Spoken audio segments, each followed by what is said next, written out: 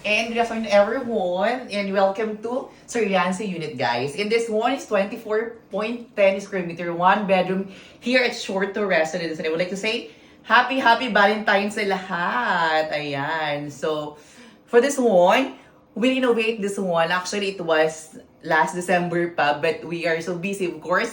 After holiday, we did it na. So, finally, we have here the home entertainment, and of course, we have here at the side, we have a sofa. And this one turns into bed.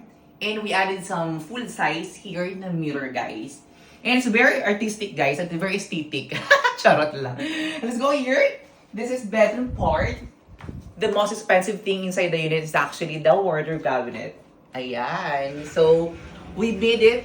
Actually, it's a full na wardrobe cabinet. So, it's very quite expensive because lahat dito is customized. For instance, this one. And also this one is a tempered glass. This one is a glass, right? Yeah. This one is tempered glass. And we add some LED inside the wardrobe cabinet. Ayan.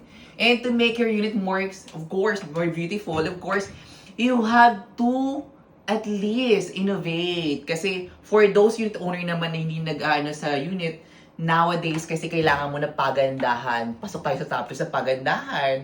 And of course, we have here the queen size bed. And aside from that, if you do kasi Airbnb, you have to make your unit stand out kasi maraming perfect na mga guests sa Airbnb. Lalo na si Sen, na perfect, wala kang pintasan. Nung sinom ko naman ang picture, mukha siyang aswang. And today is Wednesday, and happy Valentine's to everyone. Of course, sa mga wala namang kabalintino or kabalintina, maging snake history na lang kayo. Ayan, katulad ng friend ko. Charot! Bye-bye! Happy Wednesday!